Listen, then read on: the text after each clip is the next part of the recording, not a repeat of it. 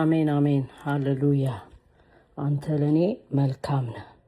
ዘማሪው እንግዲህ ይሄን መዝሙር በህይወቱ ላይ የተነሱበትን ሰልፎች እየዘረዘረ እዛ ላይ ግን አንተ ለኔ መልካም ነህ አለ። ክብር ለጌታ ይሁን። እኛም ወደ ህይወታችን ስንመጣ ጥያቄዎቹ ተራራዎቹ በህይወታችን ያለፉት የሚያልፉት ነገር ሁሉ ያሉ በሁኔታዎችና በእኛ መሃል ግን መልካም የሆነ እኔ ላንተ አስባለሁ የሚል ንጉስ እንዳለ ማወቅና መረዳት የሚያስችል የመንፈሱና የጸጋው ኃይል ለሁላችንም ይሁን። ጌታ ይባረክ። የጌታ ኢየሱስ ክርስቶስ ጸጋ ሰላም ከሁላችሁም ጋር ይሁን። ሰላም ሰላም እላችኋለሁ። ዛሬም ምህረቱ በስቶልኝ ቸርነቱ ተለቆ እግዚአብሔር ቃሉን ሰጥቶ ቃሉን የሚገልጠው መንፈሱ እኔንም እናንተንም ሊያስተምረን ወደኛ መጥቷል። ጌታ ይረዳናል። በጸሎት እንጀምርና ወደ ሕያው ቃሉ እንሄዳለን። ሁሉን የምትገዛ በሁሉ ላይ ስልጣን ያለህ የምትመጣ አልፋ ኦሜጋ አባት ጌታ መጠጊያ አለት እናመሰግናለን በህይወት ስላለን ዛሬ ስለተሰጠን እናመሰግናለን። በተሰጠን ቀን ደግሞ ሰጪውን አምላክ እንድንፈልግህ እንድናመሰግንህ የሚረዳን የሚመራን ቅዱስ መንፈስህ ጸጋ ስላለ እናመሰግናለን። ጌታ ሆይ ቃሉን የሚያስተምረው መንፈስ ቅዱስ በመገኘቱ ቃሉን እንዲፈታልን ለእያንዳንዳችን በያለንበት ጆሮአችን ሰምቶ ብቻ የምንሄድ ሳይሆን ወደ ልባችን ገብቶ ወደ ውስጣችን ገብቶ ከሁኔታ አውጥቶ በፊት የሚያቆመው ጸጋህና መገኘት የመንፈስ ምሪት እንዲያገኘን በጌታ በኢየሱስ ክርስቶስ ስም እንጠይቃለን። አሜን አሜን አሜን። ክብር ለጌታ ይሁን። ማነበው ቃል ሁለት ቦታ ነው። አንደኛው ኢዮብ፣ ሁለተኛው ኤርምያስ ላይ ነው። በጌታ በኢየሱስ ክርስቶስ ስም ኢዮብ ላይ እንደዚህ የሚል ቃል አለ። ኢዮብ ከምዕራፍ 1 ጀምረን እስከ 42 ስንመጣ የኢዮብን ህይወት እናያለን።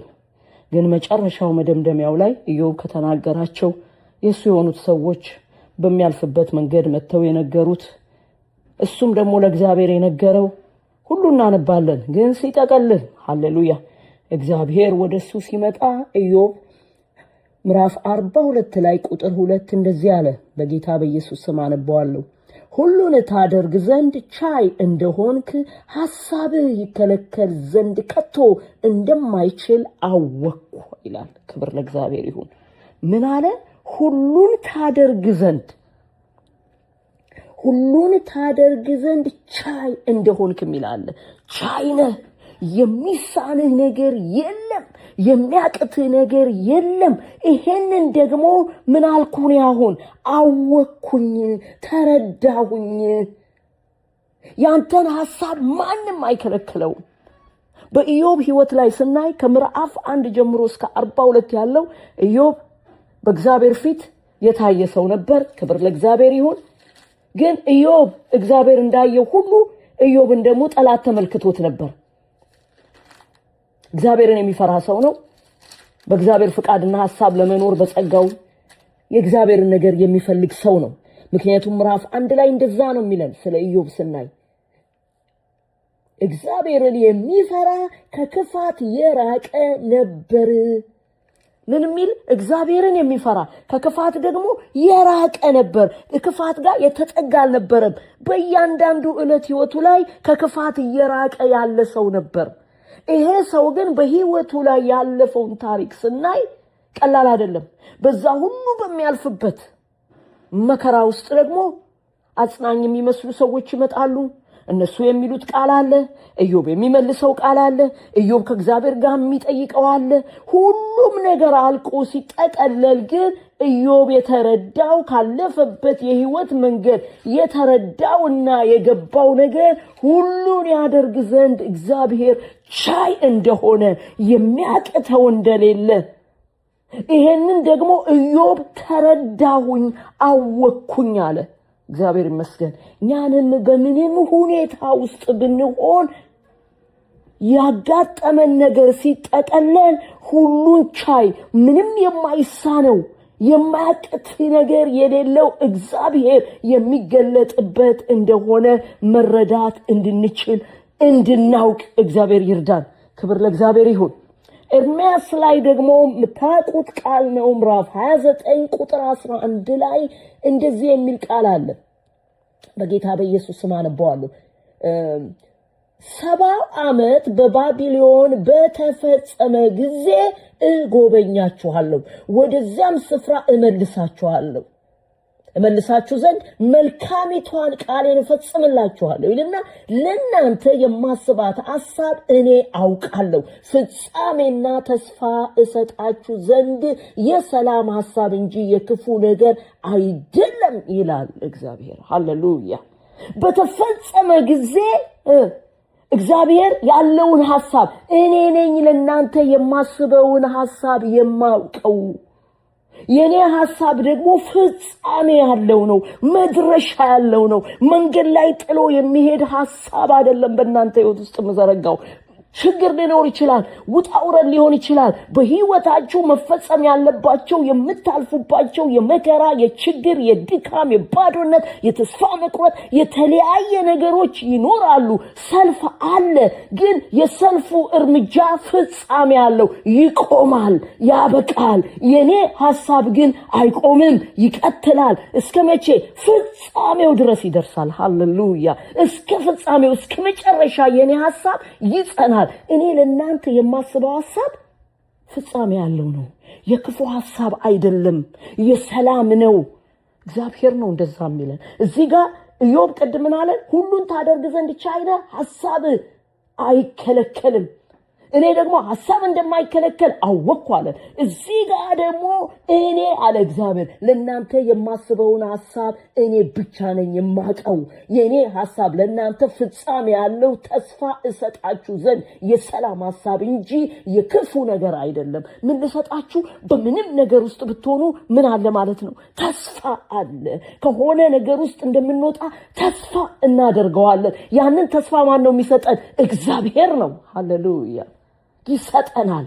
አንዳንድ ችግሮቻችሁ ወደ ህይወታችሁ ስታዩ የሚያልፉ የማይመስሉ አልፈው ግን ስንወጣ ወደ ኋላ ስናያቸው እንዴት አለፍኩ እንላለን። ለራሳችን ይገርመናል። ምክንያቱም በዛ በመናልፍበት ሁኔታ ውስጥ የተስፋው ኃይል፣ የመገኘቱ ጸጋ፣ የቃሉ ጉልበት ጠግኖ ነው የሚያወጣን፣ ሰርቶ ነው የሚያወጣን። ስሙ ይባረክ። ኢዮብን 42 ምዕራፍ ባናቀው ዝም ብለን ስናነበው ኢዮብ 42 ምዕራፍ ላይ ይሄን ይናገራል ብለን አንጠብቅም። ምክንያቱም ኢዮብ ያለፈበት ችግር ስናነበው በጣም ያስፈራል። እያንዳንዱ በህይወቱ የሆነው ይሄንን ቃል ኢዮብ ይናገራል ብሎ ለማሰብ ይከብዳል። ግን ያ ሁሉ ችግር ተጨምቆ ኢዮብን በዛ ውስጥ አልፎ መጨረሻ ግን ያ የናፈቀው ያናገረው ዘንድ የፈለገው እግዚአብሔር ሲገለጥለት ሁሉን ታደርግ ዘንድ ቻይ ነህ አለ። ሐሳብ ያንተ አይከለከልም። ይሄን ደግሞ እኔ ኢዮብ ምን አልኩ አለ? አወቅኩ አለ። ስለዚህ ያለፈበት ነገር በሙሉ እግዚአብሔር ሐሳብ እንደማይከለከል ወደ መረዳት መጣ ማለት ነው። ክብር ለእግዚአብሔር ይሁን። ዛሬም ወንድሞቼ እህቶቼ በተለያየ ሁኔታ የምታልፉ አሁን እግዚአብሔር በቃሉ ሲናገር ካላችሁበት ጭንቀት፣ ካላችሁበት ችግር፣ ካላችሁበት ውጣውረድ በሰው ህይወት ውስጥ ምን አለ? ሰልፍ አለ። የሰልፉ ጌታ ግን ከኛ ጋር ነው። ስሙ ይባረክ። ጌታ ይባረክ። መከራ የለም አላለንም ኢየሱስ። መከራ አለ።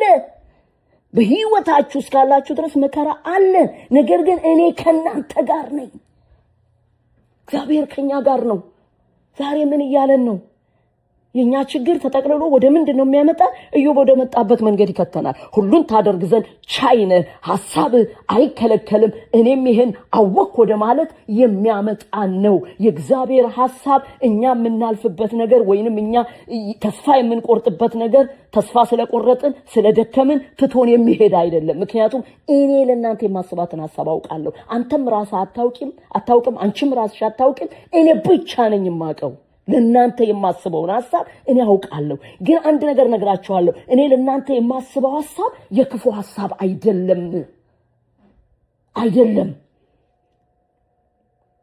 ፍጻሜ ያለው ተስፋ ያለው ሐሳብ ነው ለእናንተ ያለኝ። ክብር ለእግዚአብሔር ይሁን እንጂ የክፉ ነገር አይደለም። እናንተ ትጠሩኛላችሁ፣ ሄዳችሁ ወደኔ ትጸልያላችሁ፣ እኔም እሰማችኋለሁ፣ እናንተም ትሹኛላችሁ።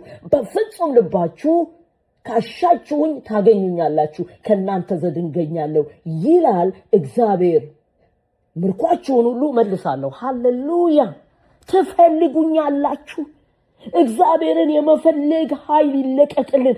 ችግሩ ያለ የሚፈለግ እግዚአብሔር ነው። ወደ እሱኛ እንጮሃለን፣ እሱ ይሰማል። ለምን? እኔ ለእናንተ የማስበውን ሐሳብ ስለማቅ፣ ፍጻሜና ተስፋ ያለው ሐሳብ ስላለኝ። ሃሌሉያ። እናንተ ደግሞ ወደኔ መጣችሁ ትጮሃላችሁ፣ ወደኔ መጣችሁ ትጸልያላችሁ፣ ወደኔ መጣችሁ ችግራችሁን ታቀርባላችሁ፣ እኔም እሰማችኋለሁ። የምንነግረውን ነገር እግዚአብሔር ይሰማል። ምናልባት ሰዎች እየነገርናቸው እየሰሙ ላይሰሙን ይችላሉ። ምክንያቱም በራሳቸው ችግር ተይዘው ጆሮአችንን ይሰጡናል፣ ግን ወደ ውስጥ እንዲገባ አይፈቅዱለትም። እግዚአብሔር ግን ይሰማናል። የምንነግረውን ነገር ይሰማል። ሰምቶ ደግሞ ምን ይላል? ይመልሳል። ሃሌሉያ። ግን አፈላለጋችሁ በምን ይሁን? በፍጹም ልባችሁ ከፈለጋችሁኝ ታገኙኛላችሁ፣ ከእናንተ ዘንድ እገኛለሁ ይላል እግዚአብሔር። ስገኝ ደግሞ ምርኳችሁን እመልሳለሁ። ክብር ለእግዚአብሔር ይሁን። ይሄ ነው አባታችን። ይሄን መልእክት ለምትሰሙ ቤተሰቦች እግዚአብሔር ምን እያለን ነው? በቃሉ አሁን ካላችሁበት የመውጣት ኃይል ይለቀቅ። ምርኮ የሚመልስ ጌታ ነው እየተናገረን ያለው። በፍጹም ልባችሁ ፈልጉኝ፣ እንደምገኝ አስባችሁ አምናችሁ ፈልጉኝ፣ እንደምሰማችሁ የምትነግሩኝን ነገር ተረዱ። ምክንያቱም እኔ ለእናንተ የማስባትን አውቃለሁ። እኔ ነኝ የማውቀው። እኔ የማስበው ለእናንተ ፍጻሜ ያለው ተስፋ አለው። ሃሌሉያ። እግዚአብሔር ይሄን ይለናል። ኢዮብ ደግሞ ሲጠቀልል ሁሉን ታደርግ ዘንድ ቻይ ሐሳብ የማይከለከል እንደሆነ አወቅኩ ይለናል። ስለዚህ ችግሮቻችን ወስደው ወዴት ነው የሚያስጠጉን?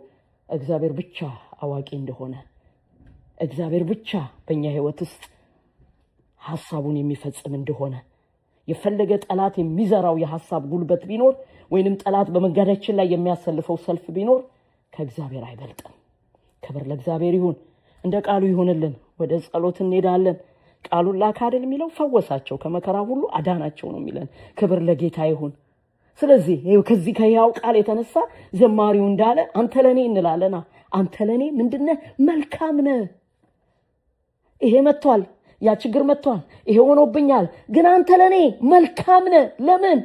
እኔ ለአንተ የማስባትን ሐሳብ አውቃለሁ፣ ፍጻሜና ተስፋ ያላት እንጂ የክፉ ሐሳብ አይደለችም ያልክ ማለት ብቻ ሳይሆን በህይወቴ ያደረክ እዚህ ያደረስከኝ ጌታ ትላንትናዎቼ ላይ የማላልፍ በመሰለኝ አንተ ሐሳብ ቀድሞ የጠላት ሐሳብ ወድቆ ቆሜያለሁና ስም ይባረክ። ጌታ ሆይ እናመሰግናለን፣ እንባርካለን። ቃል ህይወት ነው፣ ቃል ተስፋ ነው፣ ቃል እምነት ነው፣ ቃል ጽናት ነው። ቃል መጥቷልና እንደ ቃል በጌታ በኢየሱስ ክርስቶስ ቅዱስና ሕያው ስም በዚህ ሰዓት እግዚአብሔር አምላኬው በተለያየ ሁኔታ ለሚያልፉ ቤተሰቦች አባት ሆይ እንደ ቃል ስለሆንክ በፍጹም ልባችሁ ፈልጉኝ ታገኙኛላችሁ ብለሃል። ተገኝቼ ደግሞ ምርኳችሁን መልሳለሁ፣ የተወሰደባችሁን ነገር ሁሉ እመልሳለሁ። አለቀ በቃ። ከዚህ በኋላ ተስፋ የለውም። ሞተ ያልነው ነገር፣ ተሰረቀን ያልነው ነገር በመገኘቱ ሲመጣ ግን ይመልሰዋል። ለኢዮብ እንደሆነለት የጌቶች ጌታ ቃልህ ያጸናል፣ ቃልህ ያበረታል። በዚህ ቃል ውስጥ ፈውስ፣ በዚህ ቃል ውስጥ ጽናት፣ በዚህ ቃል ውስጥ ከችግሩ ውስጥ ያሉ አንተ ለኔ መልካም ነህ። ይሄን ነገር ያየው ነው፣ ግን በዚህ ነገር ላይ በኔና በችግሬ መሃል አንተ ምንድነህ? ለኔ መልካም ነህ። አንተ ለኔ የምታስበው መልካም ነህ። መልካም ሐሳብ ለኔ አለ። ወደ መልካም ሐሳብ የሚስብ መገኘት አለ። ምንም የሚያቅትህ የለም። በእውኑ እግዚአብሔር የሚያቅተው አለን? ጥያቄ ነው። መልስ ከኛ የሚያቅተው የለም። የሚያቅተው የለም። በህይወታችን የእግዚአብሔር ሐሳብ የእግዚአብሔር በእኛ ያሰበው ነገር ሳይፈጸም አንሄድም። ምክንያቱም ፍጻሜ ያለው ሐሳብ ነው ያለኝ ያለው፣ መድረሻ አለው። እግዚአብሔር ለኛ የሚያስበው ፍጻሜ ያለው መጨረሻ የሚደርስ ነው። ጠላት የሚያስበው ግን እዚህ ጋር የሚቀር ነው፣ ተሻግረነው የምናልፍ ነው። ሃሌሉያ! እናመሰግናለን፣ እንባርካለን። እንደ ቃል እንዲሆንልን፣ ቃል ወደ ውስጥ እንዲገባ በፍጹም ልባችን ባለንበት ሁኔታ ውጣ ውረድ አንተን መፈለግ እንዲሆንልን ጌታ ሆይ መንፈስ እንዲረዳን፣ ጸጋ እንዲያግዘን በፊት ተስማማን። ስለሰጠን ጊዜ ስለቃተተው መንፈስ ክብሩ ለአብ ለወልድ ለጌታ መንፈስ ቅዱስ ይሁን። ለኛም በመገኘት ከምንፈራው ነገሮች ይልቅ የምትፈራውን የዘላለም አምላክ የዘላለም ንጉስ የዘላለም ጌታ በልጅ በክርስቶስ ሕይወት የሰጠህንን ጌታ መፍራት እንድንችል መጠጋት እንድንችል በፍጹም ልባችን እንድንፈልግ መንፈስ እንዲረዳን መገኘት እንዲያግዘን በጌታ በኢየሱስ ስም ለመን። አሜን አሜን አሜን። ጌታ ይባረክ። ጌታ እንደ ቃሉ ነው። እንደ ቃሉ ለእናንተም ለእኔም ይሁንልን። ብንኖር ጌታ ቢፈቅድ በሌላ ጊዜ ደግሞ መጣለሁኝ። ተባረኩልኝ። የጌታ ሰላም ይብዛላችሁ።